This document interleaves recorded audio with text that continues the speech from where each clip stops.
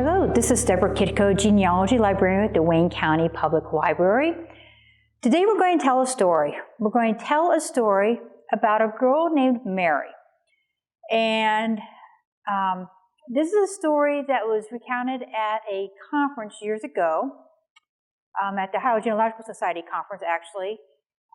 And it really changed my way to think about the type of resources that we have. Now, before we get started with the story, I do want to put a plug in. The Ohio Genealogical Society, we usually have a meeting, a conference every year.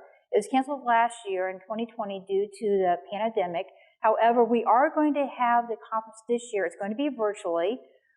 If you are interested in registering for that, you can go to the website www.ogsconference.org. And there's going to be workshops on Wednesday, April 14th, and the actual conference is going to be from April 15th through to April 17th. There's a lot of good resources. So why am I putting a plug in for this? I cannot tell you enough how important it is to actually be willing to go to conferences, to attend programs, to actually become better researchers through the efforts of other people actually sharing their knowledge. I've been here at the library now for nearly 23 years. When I first started in genealogy, I had the philosophy that, well, if you only have, how many sources do you really need to verify the information? If you've done genealogy for any time period, you will know that you're going to find discrepancies in names and dates and places. This is all common ground for researchers. And I often used to say, well, if you can find 3 resources that collaborate or actually give the same information, then that resource is more than likely the correct resource and is going to have the correct date or the correct information you're looking for. That's the way I believed up to about several years ago when I attended a conference there at the Ohio Genealogical Society's annual conference. I cannot remember the lecturer's name, so forgive me for that. I do not even remember which year it was. But she had told a story about an individual by the name of Mary. Actually, I don't know if it's Mary or not, but we're going to use Mary in this particular case. The researcher was trying to locate or find out the actual birth date for Mary. According to the death record, she was born in 1852. Now, Mary died probably in the 1920s, and you would think, well, this is easy. It's just one resource, a death certificate. It includes her actual birth year. Then I'm done with that resource. I'm done with that question. Hold on just a minute. Take a look at that actual record. Is that information primary information? Is it actually firsthand, or is it going to be secondhand information? On the death certificate, keep in mind that the primary information on there, it's actually just the individual's name and the date of death. Anything else is considered secondary information. So whoever the informant was who provided the information on Mary's birth year, which would have been 1852 as reported on the death record, then that is secondary information. More than likely, the individual who provided the information was not there at her birth. So he or she was just using what date that they thought was the correct birth year.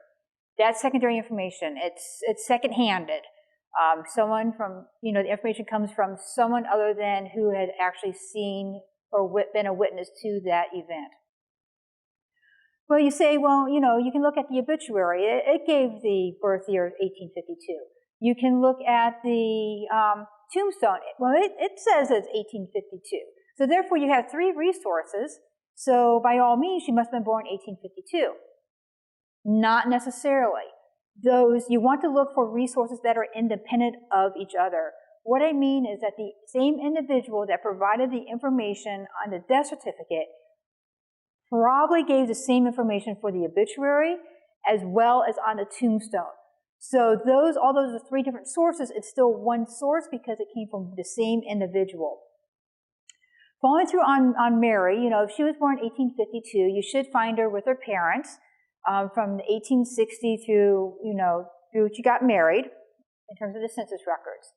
So you do a search, and you find that in the 1920 census, the 1910 census, the 1900 census, the 1880 census, in all those cases, the census record would indicate that she was born about 1851, 1852, based on when the census was taken and when her birth month, and day may have been.